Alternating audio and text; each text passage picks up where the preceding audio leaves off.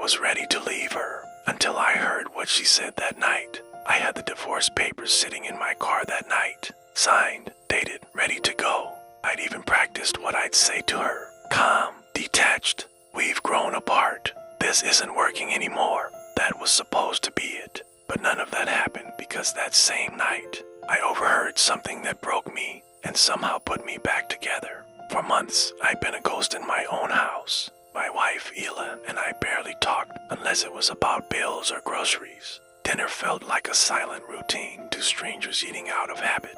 The laughter, the teasing, the small touches gone. It all started after I lost my job last year. 20 years with the same company, and suddenly I was no longer needed. I told myself it was just a phase, but as the weeks turned to months, I saw her patience fade. She didn't have to say it, her eyes did.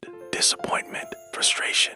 Then came the late night texts, the new perfume, the longer showers. I wasn't stupid. I knew what that usually meant, but I didn't confront her, not yet. I just made up my mind, divorce. Quiet, clean, no drama. I didn't want revenge, just wanted to feel like a man again. 2 nights before I planned to leave, she told me she was going out with her friends. Just dinner and drinks, she said, barely looking up. I nodded, pretending not to care. But after she left, something inside me twisted. Curiosity, anger, I don't even know. I grabbed my keys and followed her. She was exactly where she said she'd be with her college friends. Laughing, smiling, no guy in sight. For a moment, I felt stupid. Maybe I was wrong. Maybe I'd been paranoid. Then I saw one of her friends lean in and whisper something. Ila's smile faded.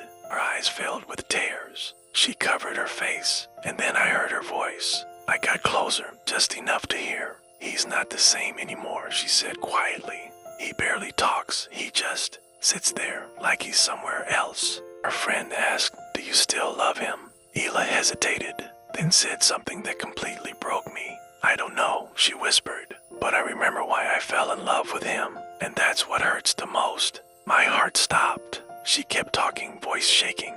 "He thinks I don't notice, but I see it. How lost he looks. He doesn't laugh like he used to. He doesn't even argue. It's like he's given up on himself, and maybe on us. I know I've been distant, but it's not because I stopped loving him.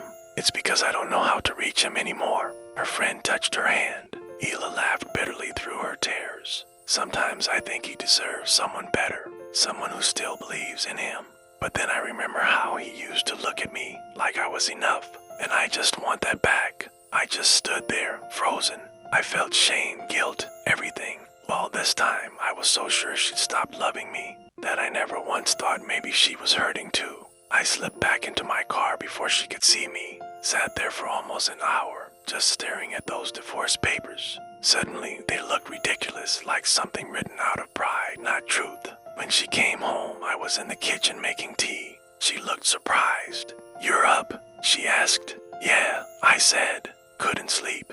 We stood there in silence for a while. Then I said, "Do you remember our first apartment? The one with the broken heater?" She blinked. "Of course. We used to boil water to stay warm." I smiled. "You used to tuck your cold feet under my legs when we'd watch TV." She laughed. A real laugh, not forced. And I don't know why, but I reached out and held her hand. She didn't pull away. We didn't talk about everything that went wrong that night, but something shifted, like fresh air in a room that's been closed too long.